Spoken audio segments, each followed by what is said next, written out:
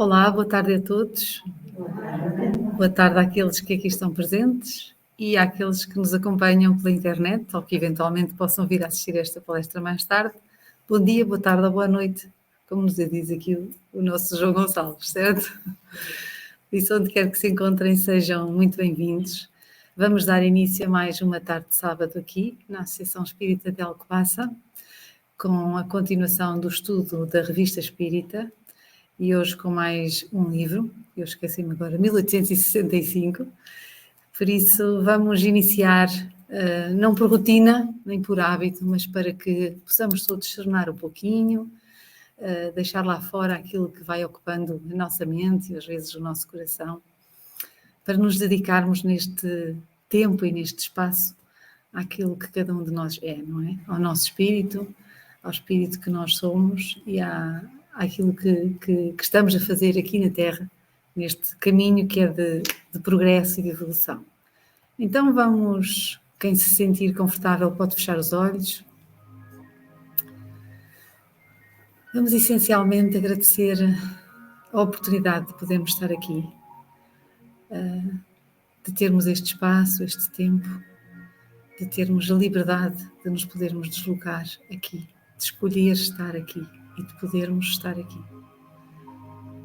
Agradecemos todo o auxílio, todo o amparo, todo o encaminhamento que a espiritualidade benfeitora, os nossos guias, a equipe espiritual da ACEIA, enfim, aqueles nossos amigos espirituais que nos acompanham. Agradecemos a Deus pela criação, da qual nós somos parte. Agradecemos todas as aprendizagens e pedimos que possamos e que saibamos estar atentos e vigilantes, percepcionar as boas intuições dos nossos guias e dessa forma fazermos as nossas melhores escolhas, em prol do nosso próprio processo evolutivo e em prol de um bem maior na Terra. Por isso, confiantes neste auxílio e neste amparo, vamos nos manter também focados nesse nosso processo de melhoria, através dos nossos atos, dos nossos pensamentos, dos nossos sentimentos e até das nossas omissões.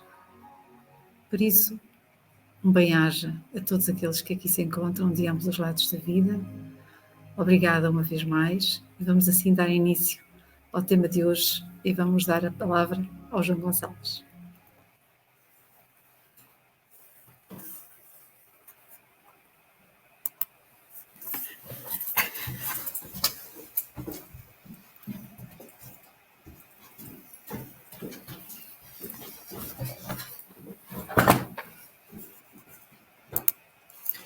Ora então, muito boa tarde, queridos amigos aqui presentes. É um gosto revê-los, encontrarmos todos de novo.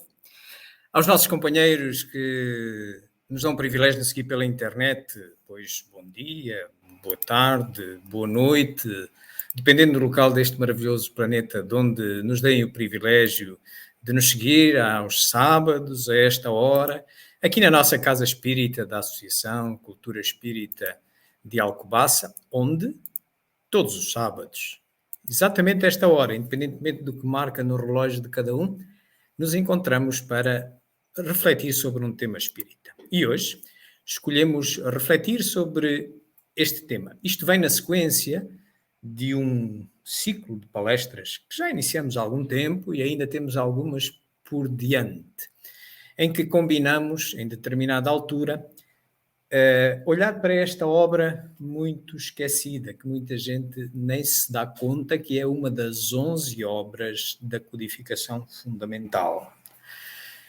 E olhar para ela, elegendo em cada ano, já que, sendo a obra mais extensa da codificação fundamental, elementarmente ela assume a natureza de um periódico mensal.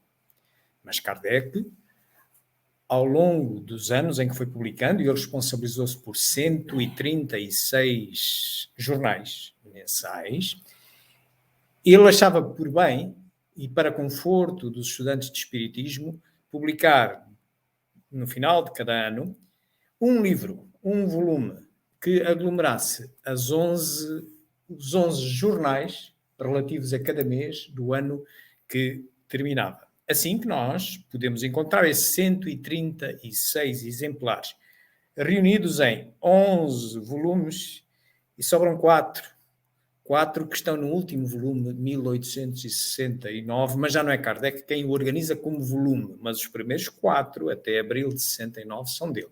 Os seguintes são dos seus seguidores e a organização do volume anual de 69 já não é dele. Neste ano de 65, nós já tratamos desde 58 até 64 e ainda se vai estender até 69.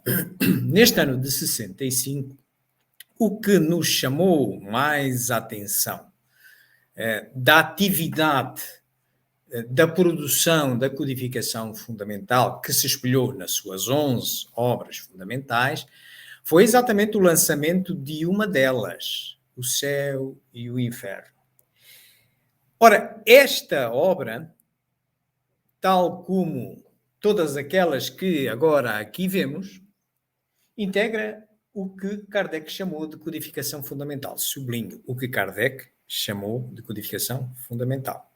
Há quem, nos tempos de hoje, vá dizendo que isto aqui é codificação fundamental, que é o Pentateuco e tal. Não foi Kardec.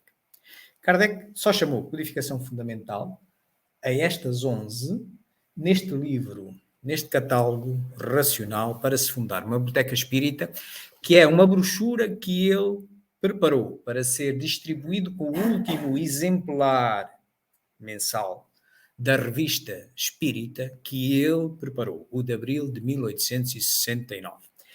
E nós podemos descarregá-lo da internet e podereis verificar que ele está dividido em 3 partes. Na primeira parte tem este título, Codificação Fundamental. E ele, das pelo menos 32 obras que se conhece com vocação espírita, dedicada ao espiritismo, que ele produziu de 57 a 69, ele elege estas 11. E destas 11, nós podemos realmente identificar aqui naturezas distintas. 3. Temos a muito conhecida natureza básica, que muita gente, trocando todo pela parte, considera ser esta a codificação fundamental. Não é verdade. Temos 3 obras de iniciação, por onde se deve começar o nosso estudo da codificação espírita, e 3 obras de natureza especializada, entre as quais esta, a Revista Espírita, que se somam ainda à Viagem Espírita 62 e os Caracteres da Revelação Espírita. Pois é inserido nesta obra, que, como vos disse, pode assumir a forma de 12 volumes, e se contarmos aqui 12, somando com estas 10 dá 22, mas em termos de títulos são, na verdade, 11. Apenas aqui estão 11. Pois então, vamos a este ano de 65, mas vamos começar por rever um pouco do genérico da Revista Espírita, o porquê e como é que ela se vai produzindo, como é que ela se integra. Well, happy birthday to you. Happy birthday, there you go, to you. Ela é a segunda obra das 11, é a segunda mais antiga. A primeira é O Livro dos Espíritos, abril de 1857. Mas logo em 1 de janeiro de 58 ele começa a publicar a Revista Espírita, o primeiro jornal mensal da Revista Espírita. Por isso, ela fez já 163 anos, quase a celebrar mais um aniversário. Vamos recapitular rapidamente porque é que Kardec sente necessidade de fazer uma obra desta natureza, para que é que ela serve, qual é que é o objetivo. Ver como é que ela se integra nas outras 11, como a devemos estudar, e então depois, numa segunda parte da nossa palestra, vamos mergulhar no ano de 65 e vamos dali eleger aquilo que nos parece mais importante, que neste caso é a publicação do Céu e Inferno, uma das obras fundamentais que se integra na natureza básica, naquelas 5 natureza básica. Ora, esta obra, na realidade, e se recordarem daquele primeiro ecrã, nós dividimos aquilo em 3 grupos por afinização. de objetivos. Esta é uma das 3 especializadas. Por que é que consideramos especializada? Porque nesta obra vocês encontram os temas tratados de fio a pavio, com uma profundidade enorme. Aqui encontramos a base daquilo que vamos encontrar nas outras 10 obras da codificação fundamental. Mais resumida, mas aqui encontramos muitas outras coisas. Não só a profundidade a torna especializada, como também a variedade de assuntos. Aqui encontra-se toda a variedade de assuntos. Relatórios de reuniões na Sociedade Parisiense de Estudos Espíritas, anúncio de publicações de obras fundamentais, correspondência com outras pessoas interessadas pelo espiritismo ao lado do mundo, relatórios de discussões filosóficas e científicas e, inclusivamente, a mudança de opinião de Kardec aqui exposta a público sobre diferentes assuntos, como bom cientista, como bom filósofo. Não é o dono da verdade e, portanto, apurando uma melhor verdade, muda-se de opinião naturalmente. Portanto, daí dá este caráter de obra especializada. Kardec começa a publicá-la quando ainda vive aqui nesta rua, mais exatamente nesta porta. É a Rua dos Mártires e aquele é o número 8. Kardec vivia ali dentro, aquilo tem um corredor, dá para um pátio interior, e Kardec vivia numa casa que dava para esse pátio interior. Isto é, não tinha janelas aqui para a rua. Ele vive aqui quando começa por lançar o Livro dos Espíritos, e esta casa situa-se ali. Estamos aqui a ver o mapa de Paris, estamos aqui a ver o Rio Sena, estamos aqui a ver a ilha de Notre-Dame, onde está a Catedral de Notre-Dame. Portanto, é uma Paris central. E ele, para começar o seu trabalho de codificador com o Livro dos Espíritos e utilizando a técnica do controle universal do ensino dos espíritos, que confere validade científica aos postulados que nós vemos na codificação fundamental, ele consulta vários médiuns e muitos mais espíritos nestas casas que aqui estão, estas bolinhas que aqui estão. Portanto, ele escutava uma resposta a um espírito numa casa, mudava-se para outra, com outro médium, evocava o mesmo espírito e ainda outros, e só ficou com as respostas que coincidiam. E então vem a publicar essas respostas que coincidiam num livro, que é o Livro dos Espíritos, e vem a publicá-lo aqui em baixo, vem a publicá-lo no Palácio Royal, no Palais Royal, mais propriamente nesta galeria que aqui vemos. Esta galeria é a Galeria de Orleans. No tempo de Kardec não era exatamente isto que nós vemos. No tempo de Kardec tinha um telhado ali por cima. Estas colunas que agora nos parecem vazias estavam ocupadas por casas comerciais. É como se fosse um centro comercial dos de hoje, ok? E aqui à direita, junto a estes senhores aqui de trás, julga-se que estaria a Livraria de Antu, a que se responsabilizou pela publicação da primeira edição do Livro dos Espíritos, que, como veem, é muito diferente da que temos agora aí para estudar. Esta primeira edição, para além de uma introdução e prolegómenos, tinha apenas 3 partes, quando a que temos aí baseada na 16ª edição tem 4. Só tinha 501 perguntas, quando a 16ª tem 1019. Kardec reviu todas as suas obras fundamentais, com exceção de uma, e apenas pelo simples motivo que essa era um relato de uma viagem. É a Viagem Espírita de 1862, é o relato de um facto de uma viagem, portanto, não há ali conceitos nem filosóficos nem científicos que melhoraram, aconteceu ou não aconteceu. E ele considera essa obra também fundamental. Essa é a única que não é revista. Todas as outras, a começar pela Campiã é esta. Livro dos Espíritos, 16 vezes. Livro dos Médiuns, 11 vezes. E por aí adiante. O que é que isto nos diz a respeito do espiritismo? Bem-vindos à filosofia e à ciência, amigos. Não é uma obra divina.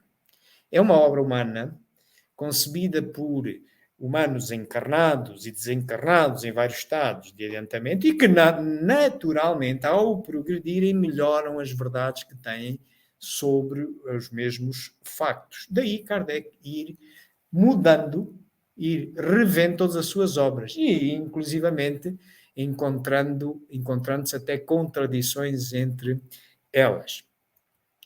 Uma capa possível da 16ª edição, editada pela nossa Federação Espírita Portuguesa, é esta que nós aqui vemos. E logo no ano seguinte, em janeiro, dia 1 de janeiro, ele começa a publicação da segunda obra fundamental da codificação, que é esta, a Revista Espírita ou o Jornal de Estudos Psicológicos, dada a estreita ligação que ele sentia que existia entre a visão da psicologia há 160 anos e estes assuntos que o Espiritismo estudava. Esta é uma capa desse periódico mensal.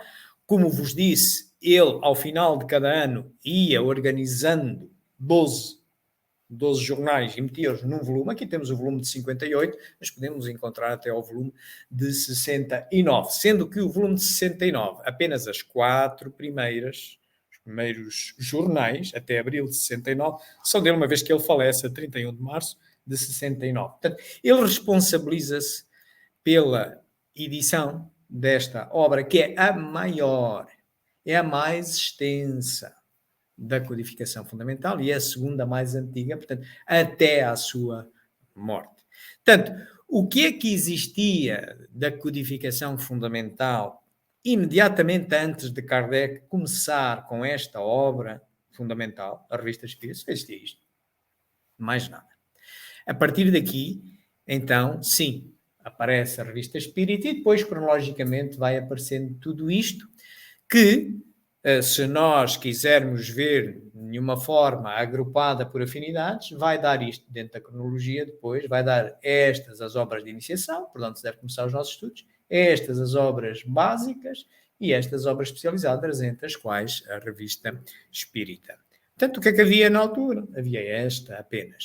Ora, numa obra com estas características, uma obra imensa com estas características, como é que nós a devemos estudar? Ela até tem obras de iniciação, não tem? Tem. Se tivesse só uma era fácil, é por essa. Mas como tem 3, urge perguntar, então, mas por onde começar? Vamos raciocinar. O que é que diz a nossa lógica?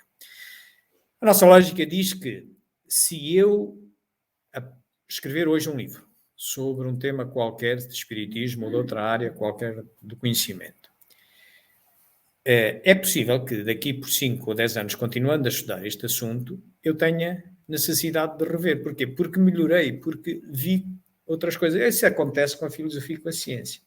Então, naturalmente, nós devemos procurar sempre, e é uma regra geral, as últimas edições, não é? Ou as últimas obras relativas aos mesmos assuntos. Portanto, devemos ir da mais recente para a mais antiga e, naturalmente, que se eu tiver 2 obras de iniciação, uma com esta espessura e outra com esta, eu, naturalmente, se as 2 me vão falar de iniciação, eu vou preferir esta, que é mais curta, não é? E depois, se me aguardar, passo para esta. Pronto. Então, devemos ir também da mais simples para a mais completa. Ora, colocando estes 2 critérios sobre aquelas 3 obras de iniciação, vamos isto. Devemos começar pelo resumo da Lei dos Fenómenos Espíritas. É um livrinho bastante pequeno. Tem apenas 42 capítulos na sua 4ª edição, que é aquela que devemos estudar para estudar. São 20 páginas, mais ou menos. Depois, passar para o Espiritismo na sua expressão mais simples, que é mais antiga do que o resumo, é de 62, mas também já é mais espessa. Já são 60 parágrafos, que cabem em 30 páginas, ok? E então, por último, vir ao que é o Espiritismo, que esta obra, embora de iniciação, e sendo a primeira delas, se vocês forem ali contar as páginas, vão contar 200. Portanto, já é uma de iniciação daquelas mais aprofundadas. Por isso, este deve ser a forma como nós devemos começar os nossos estudos, e não propriamente por livro dos Espíritos, ou por Evangelho, ou, muito menos ainda, por uma obra fora da codificação fundamental. Kardec, depois, numa das obras da codificação fundamental, no livro dos Médiuns, que vem a ser publicado em 1861, que é a 4ª, na sequência é a 4ª, ele, no primeiro capítulo, que tem por título Noções Preliminares.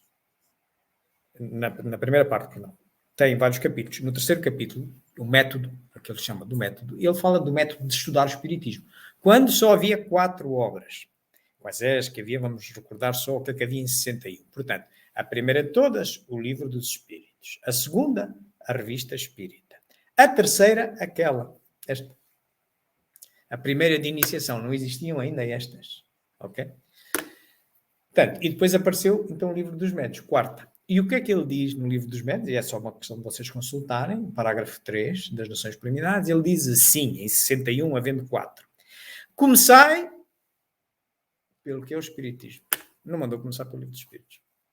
Comecei pelo que é o Espírito. O que é que ele está a dizer? Está a dizer que comecei pelas obras de iniciação. Ele ainda não sabia que ia depois produzir aquelas. Portanto, entenda-se, comecei por aqui, como nós já vimos.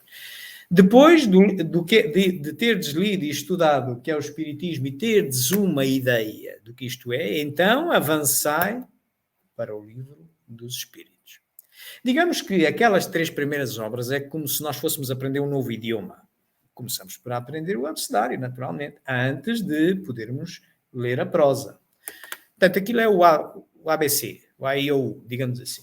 Então, depois do Livro dos Espíritos, o que é que ele diz? Ele diz assim, pegai na Revista Espírita e tematicamente, então, segui os assuntos pelas outras. Na altura só existia esta, o tal Livro dos Médiuns, onde, no parágrafo 3 da primeira parte, ele disse isso que eu agora acabei de citar. Por isso, a nossa proposta de estudo, de acordo com o que entendemos da ideia do codificador e da sua pedagogia, porque ele era um professor, os seus estudos, a sua carreira profissional era de professor, ele gostava de ensinar. Portanto, é ele quem nos diz que esta deve ser a forma como se deve estudar o Espiritismo. É como se nós comparássemos aquelas 11 obras a uma casa.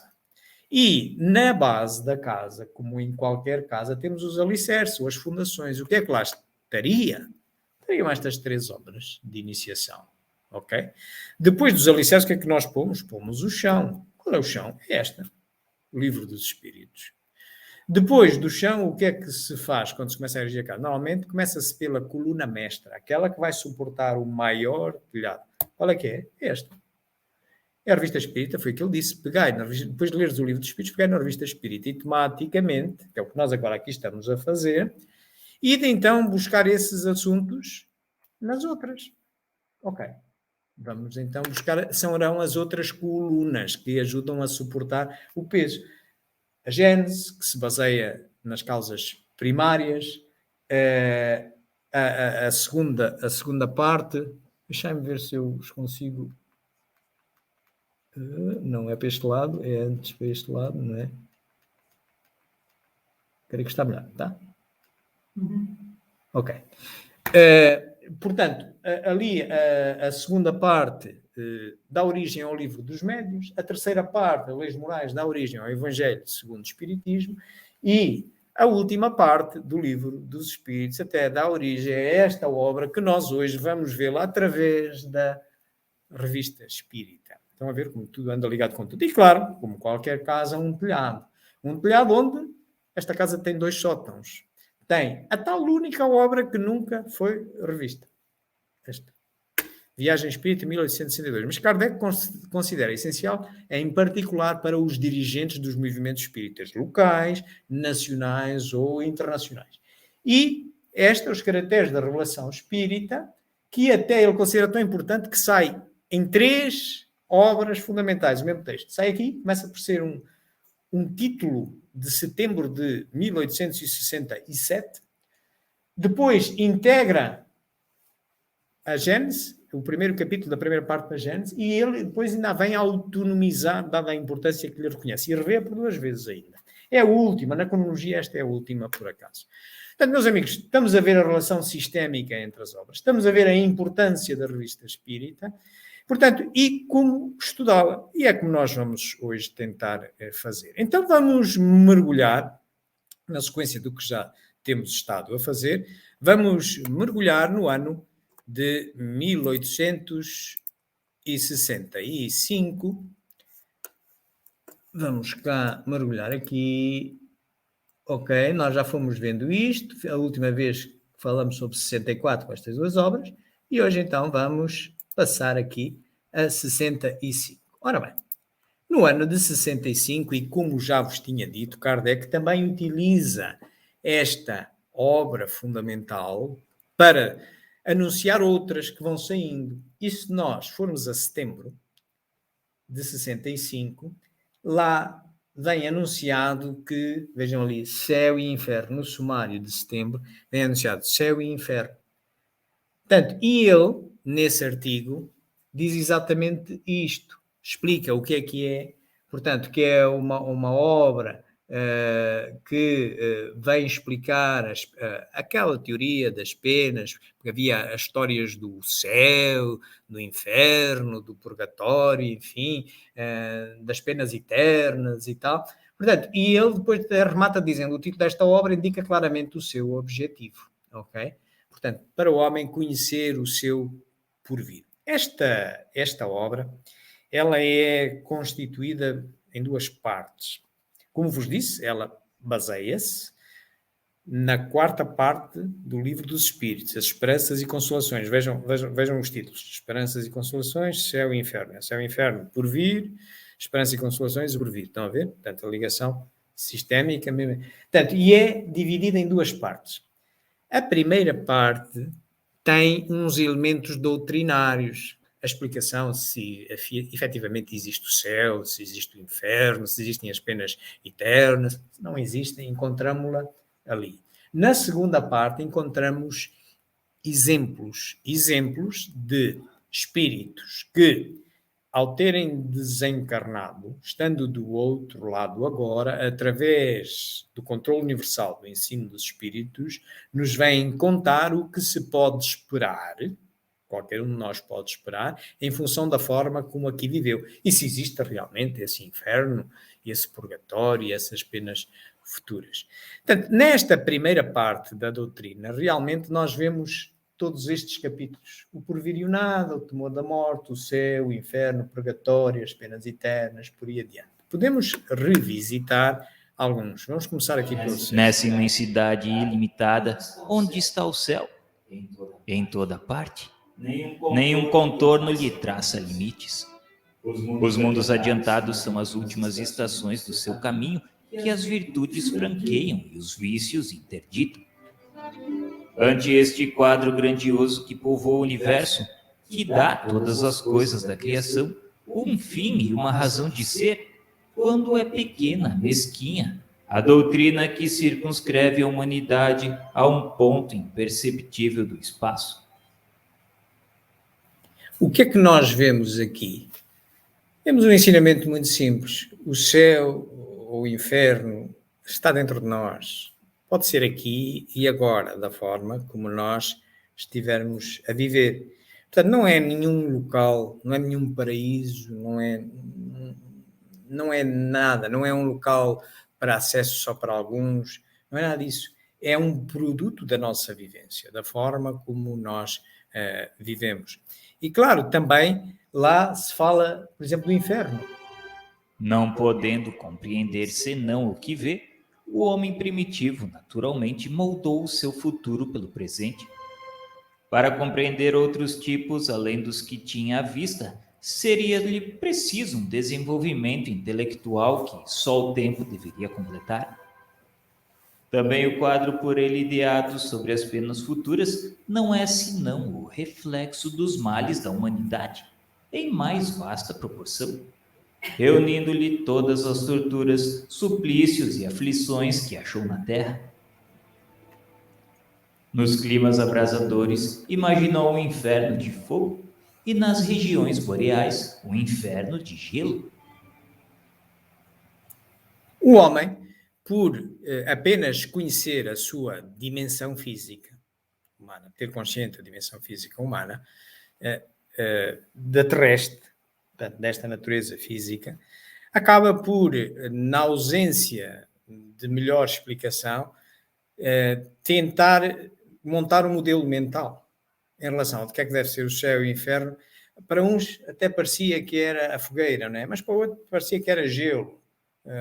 Portanto, era a percepção de, bom, não é um local agradável, é a percepção de que está ligado à forma como nós nos comportarmos, mas a dificuldade em romper com a nossa inteligência e assumir que pode ser outra coisa que não necessariamente um lugar. Um lugar numa cidade, num espaço, um jardim ou uma fogueira. Portanto, de novo, tal como o céu, é dentro de nós. Somos nós que o sentimos. E nós até vamos variando. Às vezes encontramos-nos no céu, às vezes encontramos no inferno, consoante nós vamos vivendo as nossas sensações. O ótimo é que consigamos passar mais tempo no nosso céu. E é por isso que existe esta doutrina, para nos ajudar também a isso. Outra questão é, por exemplo, o purgatório originou o comércio escandaloso das indulgências, por intermédio das quais se vende a entrada no céu. Esse abuso foi a causa primária da reforma, levando Lutero a rejeitar o purgatório. Jamais foram determinadas e definidas claramente o lugar do purgatório e a natureza das penas aí sofridas. A nova revelação estava reservado o preenchimento dessa lacuna, explicando-nos a causa das terrenas misérias da vida, das quais só a pluralidade das existências poderia mostrar-nos a justiça. Esta posição intermédia nos modelos mentais dos humanos encarnados, isto é uma criação mesmo muito, muito humana, muito interesseira inclusivamente, o purgatório. É arranjar ali uma gradação. E muito interesseira porque está na base de uma das duas grandes separações na Igreja Católica primitiva, na Igreja Primitiva. A Igreja Primitiva de Cristo, não é? Com Pedro, vem por aí adiante, e leva uma primeira grande separação por volta do século XI, com o cisma do Ocidente ou do Oriente, como a gente quiser. Portanto, em que fica a Igreja Católica Romana em Roma, aqui para este lado da Europa, e para o lado lá da Europa, a Europa do Leste, fica a chamada hoje Igreja Ortodoxa, respeitando as guias iniciais. Depois vão decorrendo os séculos, e quando chegamos ao século XVI, havia já uma negociata enorme dentro da Igreja Católica Romana, até chegou a haver 3 papas, o dito cisma de Avinhão. E todos se degladiavam pelo controle do poder e do dinheiro que absorviam com isto. Isto está ligado às indulgências plenárias. Ainda não vai muito, alguns de nós até se devem ter cruzado com isso, que se podia comprar uma indulgência plenária para garantir um lugarzinho ou no céu ou no purgatório em vez de ir para o inferno, não é? Portanto, e o clero andava nisto.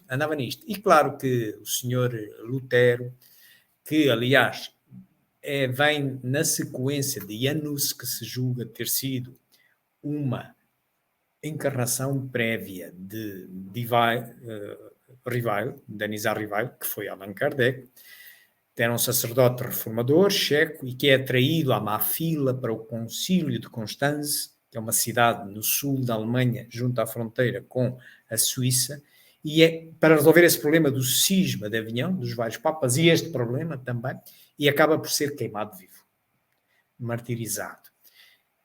Para se resolver isto. E Lutero e seguidores de Janus, pois então resolvem realmente cindir e acabar com isso. E claro, deram a segunda grande machadada na Igreja Primitiva, portanto. E então, desde aí, passamos a ter os ramos protestantes dentro do cristianismo, mas mais propriamente dentro da Igreja Católica Romana. E hoje já se contam pelo menos por 2.000 denominações e mais a Igreja Católica Romana. Portanto, de novo, isto é uma criação humana à falta de conhecimento maior, como também as penas eternas. O dogma da eternidade absoluta das penas é, portanto, incompatível com o progresso das almas, ao qual opõe uma barreira insuperável. Esses dois princípios destroem-se e a condição indeclinável da existência de um é o aniquilamento do outro. A lei do progresso é evidente. É um fato corroborado pela experiência, é uma lei da natureza. Se o dogma das penas eternas existisse verdadeiramente, Santo Agostinho, São Paulo e tantos outros jamais teriam visto o céu, caso morressem antes de realizar o progresso que lhes trouxe a conversão. Este dogma, e não tem outro nome, porque isto é bloquear o pensamento. Penas eternas. Então, como nós não nascemos ensinados, vamos sempre cometer erros. Só o primeiro erro, marchássemos para a pena eterna, nunca mais progrediríamos. Certo? Portanto, mas claro, quanta gente foi sempre acreditando nisso. E claro, o clero foi-se aproveitando da ignorância do povo, mas muitos deles também já ingenuamente convictos que isto existe. Aliás, ainda encontramos traços. Se nós formos, por exemplo, este traço das penas eternas hoje começa a estar mais esbatido, mas, por exemplo, num funeral, normalmente o padre católico diz: descanse para toda a eternidade, que vai descansar, repouso eterno.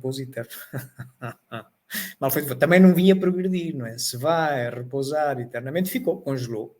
O que sabia está um pouco nas penas eternas, ok? Portanto, também não faz sentido. Mas ainda encontramos estes troços destas interpretações que existiam na época. E Kardec vai explicando toda uma série de coisas, depois também as penas futuras, até terminar, por exemplo, aqui na proibição das evocações, em que realmente várias religiões, e nomeadamente a cristã católica, impedia a evocação dos mortos, mas porquê? É que quando eu faço uma oração e peço auxílio a Jesus, Jesus está morto. Ou está vivo? Está morto. Está vivo. Então estou a evocar Jesus, estou a evocar o morto. Então, e na Igreja Católica não se invoca os mortos? Jesus, os santos e tal? Como é? Então, o receio da Igreja Católica era exatamente que, ao ouvir aqueles que nos podem trazer uma melhor verdade do que nos pode esperar, fosse estragar aqui o arranjinho das indulgências plenárias e esta construção dogmática que iria necessariamente obrigar, no mínimo, à revisão dos conceitos dogmáticos que as igrejas tinham. Na segunda parte de exemplos, nós encontramos exemplos de espíritos em diferentes graus de adiantamento. E começa com um capítulo muito importante, que é o passamento. O que é que se passa no momento da morte? Na transição da vida corporal para a espiritual, produz-se ainda um outro fenômeno de importância capital, a perturbação. Nesse instante, a alma experimenta um torpor que paralisa momentaneamente as suas faculdades, neutralizando, ao menos em parte, as sensações, de modo que a alma quase nunca testemunha conscientemente o derradeiro suspiro. A perturbação pode, pois, ser considerada o estado normal no instante da morte e perdurar por tempo indeterminado, variando de algumas horas a alguns anos. Ora, isto nos explica o céu e o inferno. E é mais longo, o texto é mais longo e aconselho-vos a ver porque é interessante. Mas mais ou menos, resumidamente, em termos gráficos, aqui temos. Portanto, vimos que o que nos afirmam os espíritos, a perturbação é o estado normal na morte. Nem que seja para aqueles mais desmaterializados não se darem conta do momento da morte. Não há registro de nenhum espírito, até hoje, que se tenha referido, lembrar-se exatamente do momento do último desligamento do perispírito. Não há. Nem que haja um bloqueio da consciência, que pode depois, portanto, digamos que é isto aqui, que pode depois, essa perturbação, que começa por nem se dar conta do momento da morte, pode tardar mais ou menos. Este período aqui pode tardar mais ou menos. E tem duas razões. Uma delas é a força do laço fluídico. Todos nós temos ideia pela simples lógica, nem precisamos ser espiritualistas, que a morte de uma pessoa que está há muito tempo no hospital, já com idade, já passa por períodos que está em coma, já não tem... Pronto. O seu espírito o seu perispírito vai se soltando com mais facilidade. Quando a morte se der, aquilo é uma coisa... Já está. Muito simples. Mas é diferente de um jovem cheio de energia que agora seja colhido aí por um automóvel.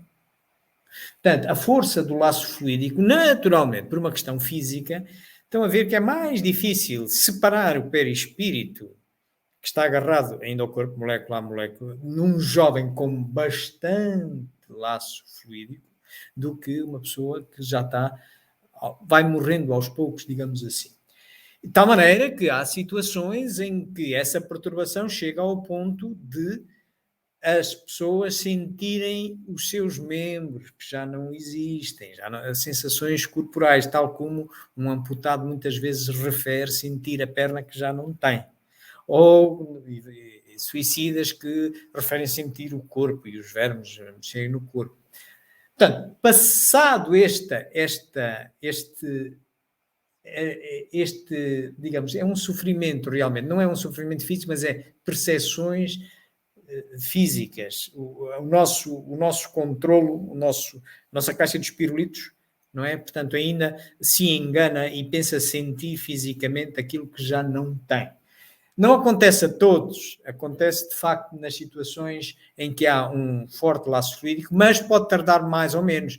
Essa pessoa com forte laço fluídico, mas se for espiritualizada, rapidamente se dá conta do que se passa e passa para o outro crivo a seguir. O outro crivo a seguir já é o crivo do conhecimento. Isto é, após cruzar a morte, e não é um processo, como nós não temos a consciência deste momento, vai tardar para todo e qualquer um de nós, vai tardar a darmos conta de onde é que nós estamos. Mesmo para nós que já estudamos Espiritismo e temos ideia que isso existe e a vida continua, eu estou vivo, afinal. Espera aí. Mas eu agora quero chamar ali a Leonor e berro a Leonor e ela não me liga nenhuma. E vou tentar tocar-lhe no ombro e vejo que a minha mão passa pelo ombro dela. Olá, estou noutra dimensão. Ok? Portanto, para quem tem esse conhecimento, rapidamente soma 2 mais 2. Oi, morri. Ok? Muito bem. Para quem não tem esse conhecimento, as coisas ficam mais difíceis. Vai tardando. Aquele que nunca se interessou por perceber o que se passa após a morte, que julgava que a morte era o fim de tudo e tal, sente-se vivo e não morto, mas os vivos não ligam nenhuma, aquilo é uma confusão enorme até ele ser apoiado ou conseguir sair disso. Portanto, e isso representa um conhecimento intelectual. Há uma lei moral no Livro dos Espíritos, que é a lei moral do progresso, que diz assim, que o progresso tem 2 partes, em sequência, que a primeira é o intelectual, e só depois de nós progredirmos intelectualmente, sabermos o porquê das coisas, é que nós podemos perceber o que é bom, o que é mau. Só depois de levantarmos, conhecermos hipóteses, várias soluções, é que nós podemos escolher entre elas. Portanto, e aqui o intelectual é o primeiro, onde é que eu estou? Onde é que eu estou? Até darmos conta que estou na outra dimensão, pode levar bastante tempo. É claro, quem é espírita, é possível que rapidamente encurte essa distância. Ou, por exemplo, um físico quântico se dê conta que há várias dimensões no nosso universo, há 11 dimensões pelo menos, e há universos paralelos. No mínimo, já não estou naquela dimensão que eu estava da Terra, já estou noutra e tal. Pronto. Depois de realizar esse conhecimento, estou morto-vivo. Boa, sim senhora. Então agora, já sei o que é. Então agora, como é que eu me posso melhorar? Consta até que quando nós morremos, normalmente fazemos um exame, não é? Normalmente assessorados pelos nossos mestres espirituais, nossos anjos da guarda, em que comparamos aquilo que queríamos fazer com aquilo que fizemos. E concluímos onde falhamos ou onde tivemos sucesso. Portanto, e então estamos em condições de ver o que é que fizemos bem e o que é que fizemos mal. Portanto, quando nós soubermos como fazer bem, é moral, né? Moral é a regra do bem proceder. Estaremos em condições, então, de, junto com a assessoria dos nossos mentores espirituais, buscar soluções de progresso. Se ainda necessitarmos de encarnar neste planeta, vamos para ali, vamos apanhar com o passamento a seguir, ainda temos muitos, de certeza, para passar, já passamos por muitos. Se necessitarmos de encarnar noutro planeta, vamos para ali, ou até, se oxalá fosse já o dia, o próximo passamento, já não precisas encarnar mais, vai já para um planeta feliz e tal, ser simples, alma. Bom, acho que ainda não vai acontecer tão cedo. Portanto, este é mais ou menos o ciclo que se passa. Isso também, e para vos, de novo, sublinhar a importância das obras de iniciação, também vem logo aqui no que é o Espiritismo. Se vocês forem ao capítulo 3º, que tem a ver soluções de problemas pela doutrina espírita, tem lá 50 e tal capítulos, e uma das coisas que lá fala é isto, depois da morte, o que é que se passa? Logo aqui numa obra de iniciação. Qual a situação da alma imediatamente depois da morte do corpo? Tem ela instantaneamente a consciência de si? Em uma palavra, que vê, que experimenta ela. No momento da morte, tudo se apresenta confuso, é preciso algum tempo para se reconhecer. O tempo da perturbação, sequente à morte, é muito variável. A sensação que a alma experimenta nesse momento é também muito variável. Em sua nova situação, a alma vê e ouve ainda outras coisas que escapam à grosseria dos órgãos corporais. Tem, então, sensações e percepções que nos são desconhecidas. Portanto, já nos era dito em 59, esta obra é de 65. Estão a ver a importância de nós começarmos pelas obras de iniciação. Isto nos faria sentido. De outra maneira, nós podemos, inclusivamente, chegar a alguma confusão. E já vos vou dizer, porque já aqui fizemos uma palestra, a de 60, do ano de 60, em que falamos da transição da primeira edição do Livro dos Espíritos para a segunda, aquela que representa a maior mudança, que passa de 501 pergunta a 1019. Mas também passa por contradições. Na primeira edição, diziam os Espíritos a Kardec que no instante da morte o que se passava é como se fosse uma gaiola, está lá um pássaro, a gente abre a porta e ele sai. Mas na segunda edição os Espíritos vieram dizer outra coisa. Vieram dizer, não é assim. O tempo de perturbação é muito variável, tudo se apresenta confuso. Tarda. Estão a ver? Se nós começarmos por uma obra de iniciação, já estamos à vontade. E vamos depois entendendo, e claro que em 65 Kardec, nesta obra, nos vem dar evidências claras disto. Aonde?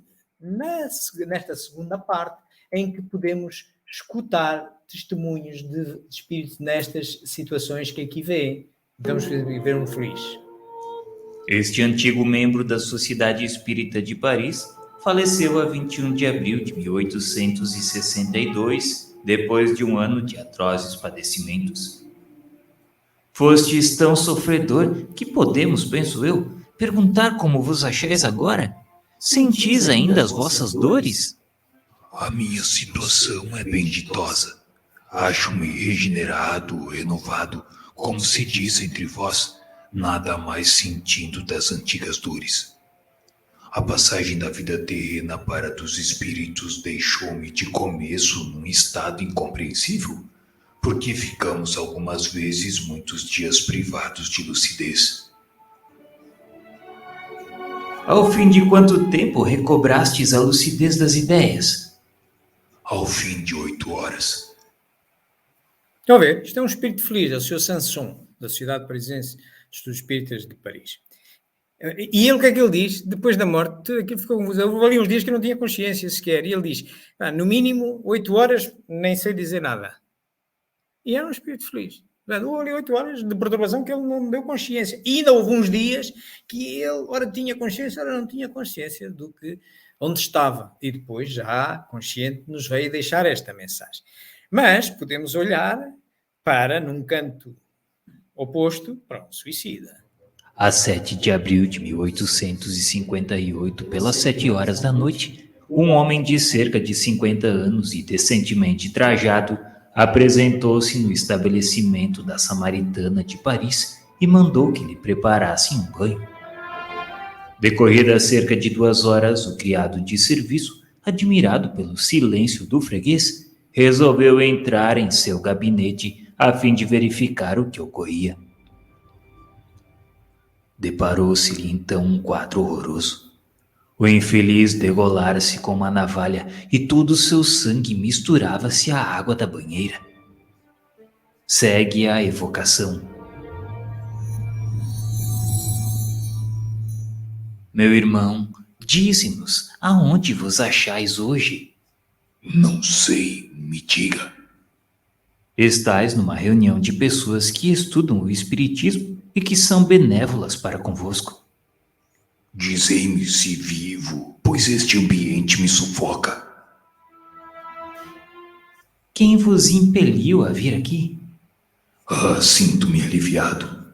E qual o motivo que vos arrastou ao suicídio? Morto? Eu? Não, eu habito meu corpo. Não sabeis como sofro, sufoco-me. Oxalá, eu gostaria que uma mão compassiva pudesse me aniquilar de uma vez por todas. Estou abandonado. Fugi ao sofrimento para entregar-me à tortura. Vamos ver.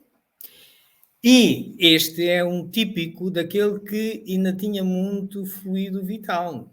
Quando o indivíduo acaba com a sua própria vida, surpreende o seu espírito, os seus órgãos, portanto, e ele até sentia o corpo, não é? O corpo mas está morto. Mas eu morto, mas eu estou vivo. Mas isso já revela outro problema, o problema de falta de conhecimento do que é que se passa para além da vida. Mas, no fundo, perturbação. Bom, queridos amigos, era isto que eu tinha para vos trazer sobre este ano de 65. Estaria agora à vossa disposição para qualquer questão que nos queiram colocar. E começava aqui pela sala, alguma coisa que eu tenha deixado menos bem explicada ou que até me queiram ajudar a ter uma visão melhor sobre estas questões.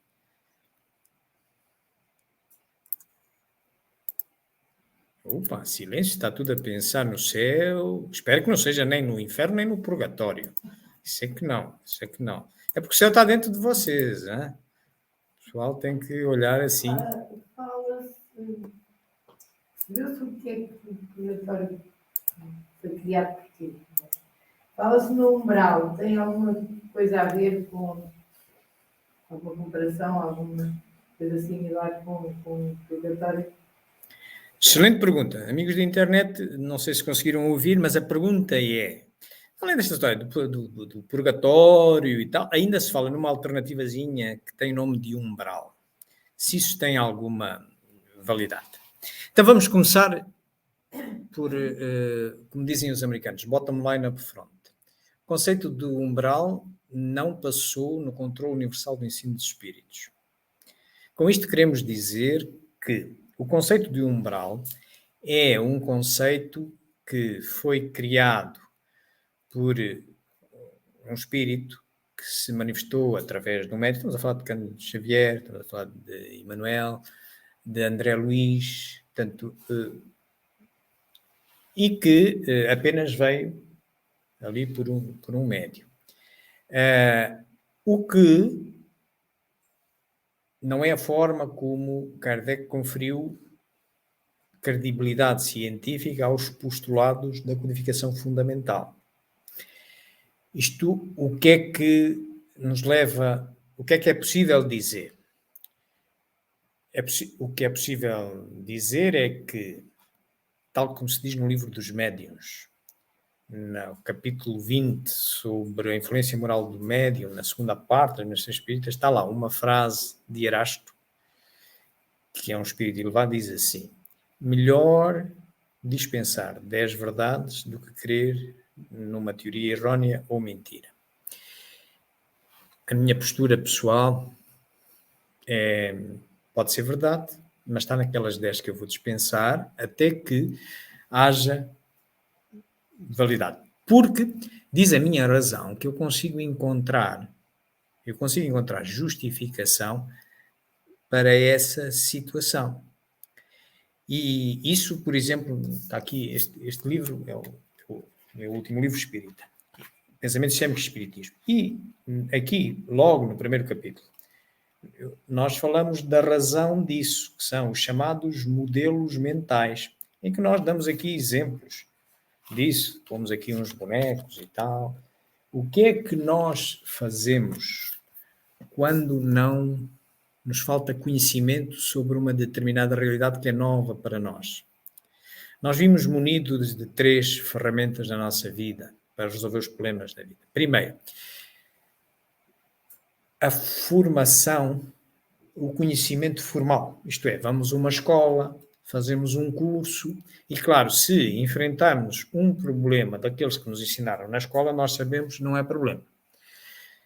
Quando este falha, quando o problema que estamos a enfrentar não pode ser tratado pelo conhecimento formal que detemos, entra em funcionamento outra ferramenta, que é a experiência, o empirismo, o saber de experiência feito.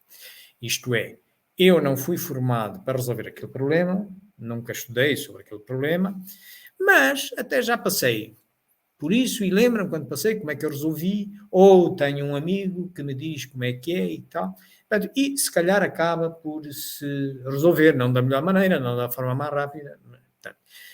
Isso é a experiência. Mas os problemas sérios da vida, e inclusive as interpretações sobre aquilo que nos é desconhecido, surgem quando estes dois falham.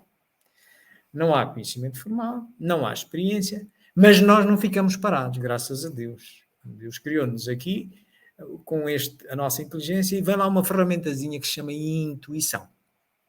Intuição que até para o laboratório espírita costuma estar associada a uma capacidade mediúnica. Mas cuidado com ela.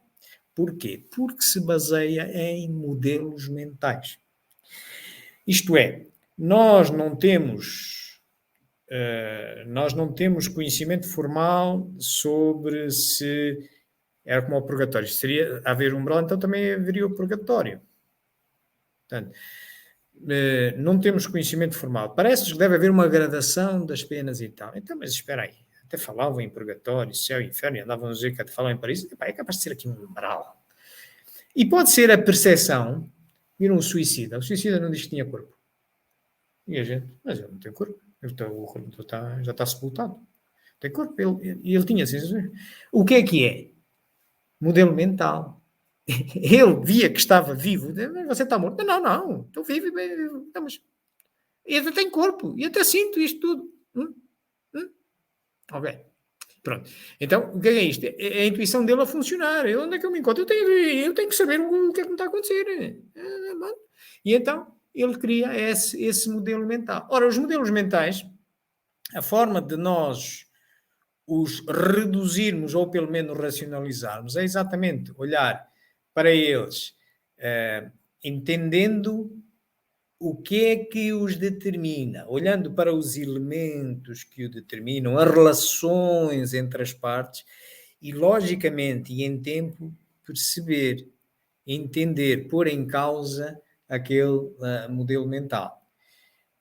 E o umbral, tal como o purgatório, são modelos mentais, carecem de validação. Não estamos a afirmar de forma nenhuma absoluta que não existe ou que existe.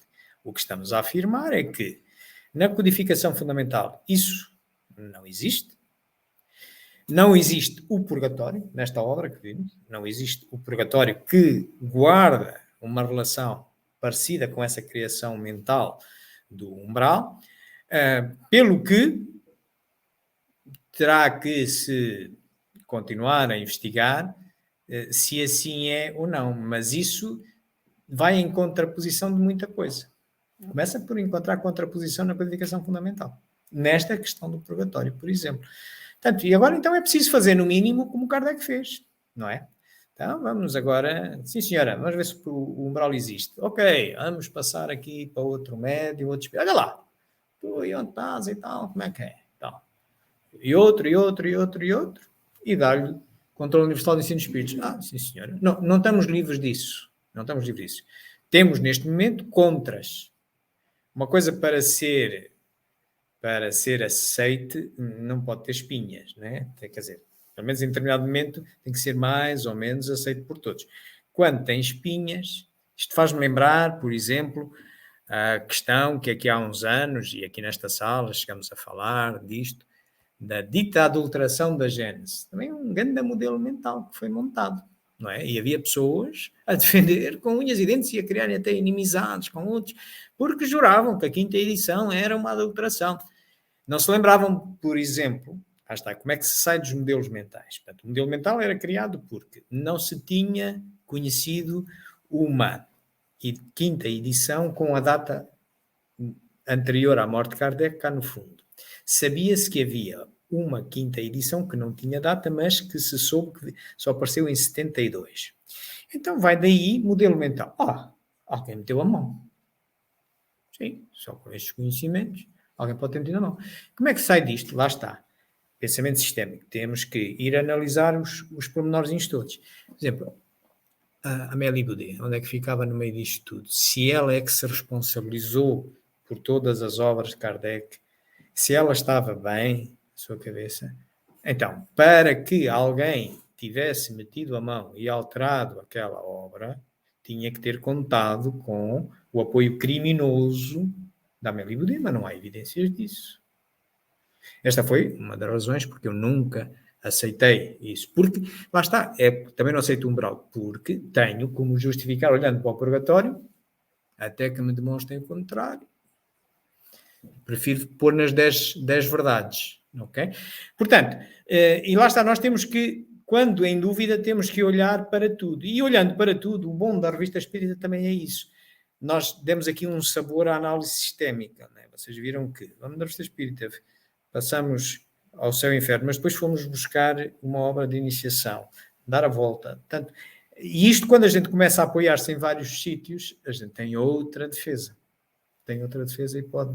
Portanto, resumindo, quanto ao umbral, para mim, nem sim nem não, carece de comprovação. Mas obrigado, é uma excelente pergunta. Estamos ao nível do purgatório. Se não tiverem perguntas, está aqui uma pergunta. Temos aqui uma pergunta da nossa amiga Maria do Rosário Relvas, que diz assim: podemos comparar o céu e inferno da Igreja Católica? Ok, ela põe aqui uma sigla, IGC, deve ser Igreja Católica, com as colónias espirituais e o purgatório com o umbral? Obrigado. Pronto, vem na mesma linha. Podemos, mas também podemos estar a errar, não é? Num ambiente difuso, o que é certo, o que é comum? O que é comum aqui, Maria do Rosário? São modelos mentais. Okay? São modelos mentais. Isto é comum. São criações nossas. Nós precisamos de ter... Ninguém na vida se gosta de encontrar uma situação de perdido, não é? Não sei mesmo. Aquilo é só um automatismo. A gente encontra uma solução. Encontra uma interpretação. E só depois, mais tarde, quantas vezes a gente às vezes pensa que o responsável por determinada coisa é um indivíduo e depois vai saber passado um tempo e afinal não é. Até nos tribunais isso se passa, não é? Portanto, porquê? Porque criamos modelos mentais à falta de informação e porque temos que nos sentir minimamente seguros, criamos modelos mentais. Portanto, e realmente, céu, inferno, colónias espirituais, purgatório, umbral, são modelos mentais para explicar uma realidade que é diferente desta. É que nós não é fácil nós percebermos o que é ter uma vivência de ser duplo espírito ou ser simples alma. Não é fácil porque estamos aqui enfiados aqui dentro, né? Dizia-nos ali o que é o espiritismo, que a alma tem sensações que não tem enquanto está enfiada aqui no corpo. Tem percepções que não tem. Então, se tem percepções que não tem, como a ideia que nós possamos fazer desse momento, com essas percepções, se estamos limitados, é sempre uma ideia menor, não é? É sempre uma ideia que pode ter erros, pode ter erros. Mas também julgo que não é importante julgo que o assunto em si não é importante. Julgo que o que é importante é que melhoremos nós. Porque se nós melhorarmos moralmente, primeiro, a perturbação é mais curta, mais depressa chegamos às conclusões dessas perguntas que nos assaltam deste lado, mas que não devem ser importantes, porque nós vamos continuar a existir. Vamos continuar a existir. Mas vamos continuar a existir com outras capacidades. Basta só ver porque é que os espíritos, nas reuniões mediúnicas, dizem que nos veem e nós não os vemos. Quando muito só um médium de evidência que o possa ver. Mas a maioria não vê. Não é? Porquê? Porque, olha, tem uma capacidade que nós não sabíamos ainda como lidar. Vê, pelo menos, a uma dimensão mais do que nós. É como nós só víssemos comprimento e largura.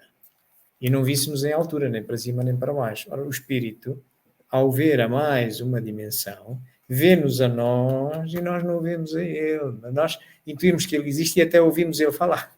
Estão a ver? Portanto, é um bocadinho complicado. Carece de controle no estado de ensino de espíritos. Como na codificação fundamental não encontramos, sem prejuízo de que não seja, no mínimo há que respeitar o mesmo método. Então, há que continuar a investigar e para se ter isso claro, se por acaso isso for importante para alguém. Vamos ver se há aqui a Maria do Rosário, na sequência disto, diz: como bem disse, sem espinhas, temos que continuar a bater nesta tecla. É um modelo mental de um determinado espírito que não foi metido ao CUI. Exato, portanto, é isto. Muito bem, não temos aqui mais pergunta nenhuma, nem comentário. Alguém quer fazer mais alguma questão? Tudo silencioso? Muito bem. Então, se entendessem por bem, íamos terminando os nossos trabalhos de hoje. Muito bem. Então, queridos amigos, muito obrigado pela vossa atenção, os que estão aqui presentes, os que estão no invisível e que também nos acompanham, que estão a ver a mais uma dimensão que nós, pelo menos, e a vocês, queridos amigos da internet, que também com as vossas perguntas, os vossos comentários, muito contribuíram para que nós criássemos uma melhor verdade, melhorássemos os modelos mentais que nós vamos tendo sobre estas questões. E então agora, queridos amigos, ia-vos pedir que nos uníssemos,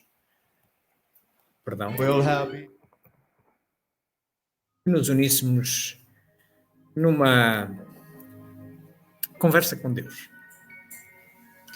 Levássemos o pensamento a Deus, Criador de tudo, desta obra que nós procuramos descobrir a pouco e pouco, com o recurso das filosofias, das ciências, enfim, da inteligência humana, que é uma ferramenta que Deus distribuiu a todos de forma igual, criou-nos simples e ignorantes, requerendo de nós a evolução, o trabalho dessa inteligência, para melhor a compreender e evitar aqueles modelos mentais mais fracos, mais criticáveis, que podem trazer até instabilidade em algum momento.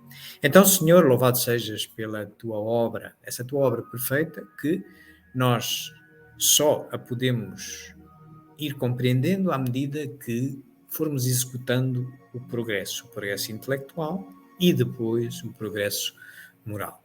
Mas, Senhor, nós vos queremos agradecer porque nesta escola da vida, que é esta terra, que é a erradicidade nesta terra e nos outros mundos físicos onde se cumprem encarnações, não nos deixaste desamparado, antes pelo contrário, deste-nos uma ferramenta para nos regularmos, para nos orientarmos, para não nos perdermos, que é a inteligência, que é perfectível, embora comece por ser imperfeita e vai sempre aperfeiçoando. Então, Senhor, vos queremos agradecer por essa ferramenta, que é com ela que temos hoje à nossa disposição esta doutrina filosófica e científica, resultado do exercício de outros que nos precederam, encarnados e desencarnados, que nos ajudam a entender melhor a realidade em que vivemos em várias dimensões, seja na física, seja na que nos espera, na espiritual. Mas, Senhor, entender estas questões é condicionado não só pela nossa ignorância, mas também se associam outras características menos desejáveis da nossa inferioridade humana. O orgulho, a vaidade, a paixão pelas nossas opiniões, que muitas vezes nos tola, nos impede de progredirmos, de conhecermos. E então é como antecipar a perturbação característica da morte, mas tê-la ainda já na vida encarnada. E que depois teremos que a sanar. Provavelmente passaremos para outra vida, na erradicidade, também com a mesma confusão, até que possamos vislumbrar alguma coisa, mas por nosso mérito, pelo nosso exercício dessa inteligência. Então quer dizer que o exercício dessa inteligência muitas vezes representa um fardo para alguns de nós e ficamos na inércia, protelamos estudar, conhecer-nos, conhecer o que é a lei de Deus, e muitos de nós, tal como este suicida da Samaritana, quando já carregados de sofrimento que não compreendem, julgam que se terminarem a vida vão terminar o sofrimento e então encontram a tortura, como ele nos disse aqui. Então, Senhor, vos pedimos que nesses momentos em que nós nos estivermos a acercar disso, aqueles que se acercarem disso, os envieis os seus anjos da guarda, a espiritualidade superior e benfazeja desta nossa casa espírita, para recordar a eles e a todos o que somos, de onde vimos, para onde vamos. Muito obrigado, queridos amigos. Uma boa tarde a todos, um bom fim de semana também a todos, e então ficamos de encontro marcado para próximo sábado, a esta hora, seja fisicamente, seja através destes meios também. Boa tarde, amigos, e obrigado.